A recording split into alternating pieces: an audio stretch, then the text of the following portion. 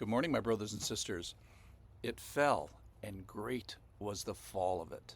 We're in Matthew chapter 7, finishing the Sermon on the Mount. He's talking about building our house on the rock. Listen to this.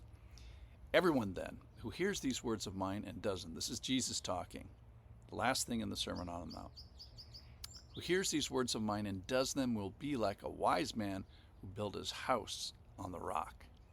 And the rain fell, and the floods came, and the winds blew and beat on that house, but it did not fall, because it had been founded on the rock. And everyone who hears the words of mine and does not do them will be like a foolish man who built his house on the sand. And the rain fell, and the floods came, and the winds blew and beat against the house, and it fell, and great was the fall of it. So we're building a house, making a life, doing something with our belief. The wise man builds it on a rock. So elsewhere in Scripture, Christ is considered the rock, but here, belief to the point of obedience is the rock. It's directionally accurate, that is, it's a belief that points towards Jesus, and it also its depth, the scope of it is accurate. The obedience demonstrates the sincerity of the devotion. So today's passage is a call to wisdom, which is, of course, a call to a relationship with Jesus. It's a call to reality. That is, storms are coming, storms are here, and life is stormy. And it's most directly a call to obedience. Don't be a fool. Don't build your house on the sand. Don't be surprised at life or the Lord when weather rolls in. And then the big one today, don't be the guy or the gal who of you is said, they fell, and great was the fall of it. So then the final line in Matthew chapter 7 is verse 28. And when Jesus finished these sayings, the crowds were astonished at his teaching, for he was teaching them as one who had authority, not as their scribes. So these sayings today are, of course, the fool who builds his house on the sand and the wise man who builds his house on the obedience, as well as the rest of the Sermon on the Mount, is included in these sayings of Jesus. So they're asking, how do the hearers respond in real time to one of the greatest sermons in the history of the world? If there's a better sermon, let me know what it is. So there was still a crowd there, so he didn't repel people, at least not at this particular juncture.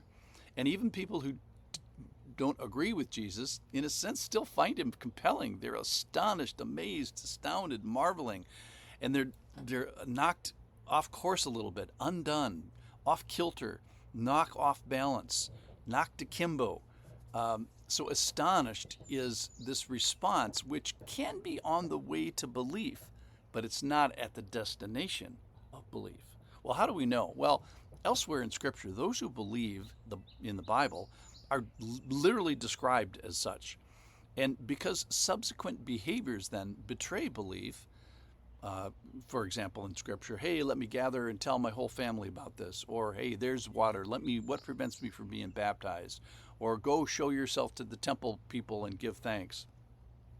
So what so affected the hearers of the Sermon on the Mount?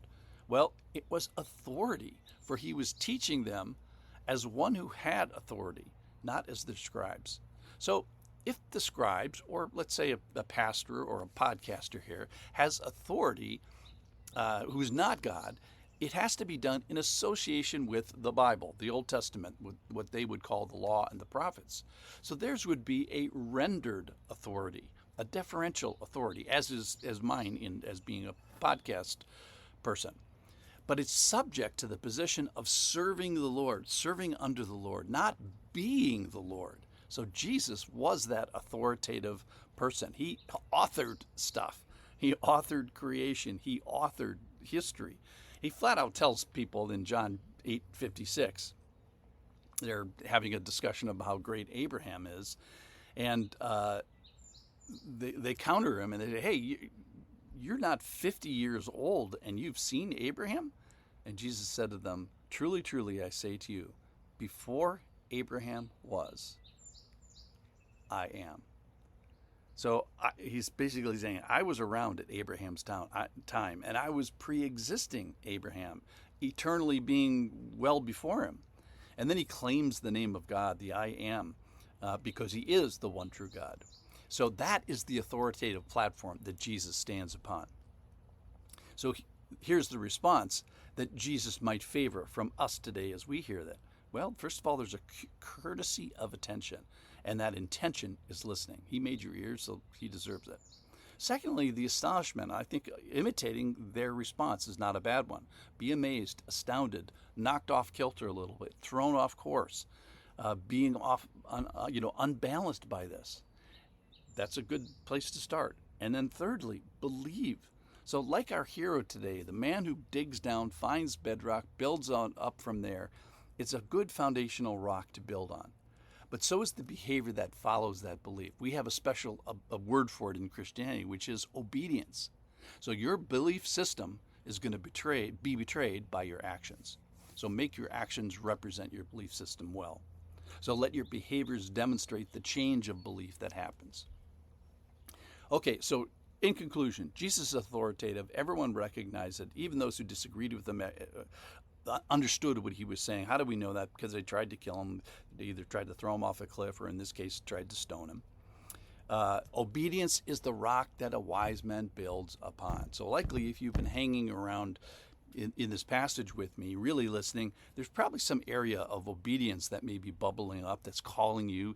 And would you consider hearing the words of Jesus and obeying them?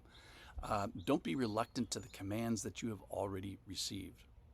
And finally, when the rains come and the storms happen, don't be the person that it falls and great was the fall of it. Don't be that guy.